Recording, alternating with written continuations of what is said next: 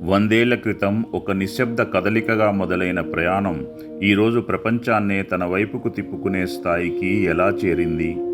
ఈ రంగులు, ఈ సంగీతం, ఈ గ్లోబల్ సక్సెస్ వెనుక ఉన్న అసలు కథ ఏంటి? భారతీయ సినిమా కేవలం వినోదం కాదు, అది మన శ్వాస. 1913లో దాదాసాహెబ్ ఫాల్కే గారు ఒక విత్తనం నాటారు. మాటలు లేవు, కానీ ఆ నిశ్శబ్దంలోనే అద్భుతమైన భావం ఉంది.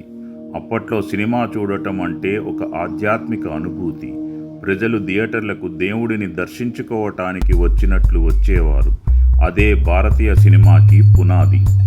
1931లో ఆలం ఆరాతో సినిమా గొంతు విప్పుకుంది, పాట పుట్టింది.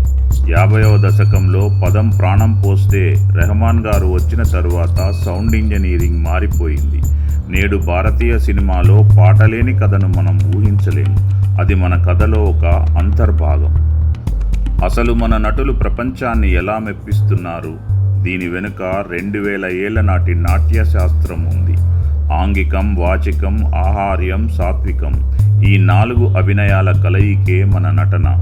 నవరసాలను పండించటంలో భారతీయ నటులకు ఉన్న ఈ ప్రత్యేకతే వారిని గ్లోబల్ స్టార్స్గా మార్చింది.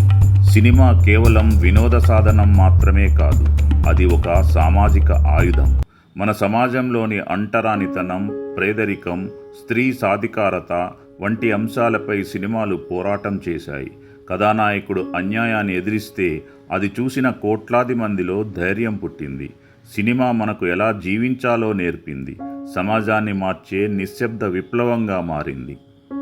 నేడు భాషల సరిహద్దులు చెరిగిపోయాయి. ప్రాంతీయ సినిమా పాన్ ఇండియాగా ఎదిగింది.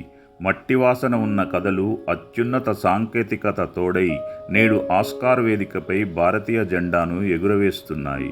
ఇప్పుడు మన సినిమా థియేటర్లకు మాత్రమే కాదు, ప్రపంచానికే చిరునామా.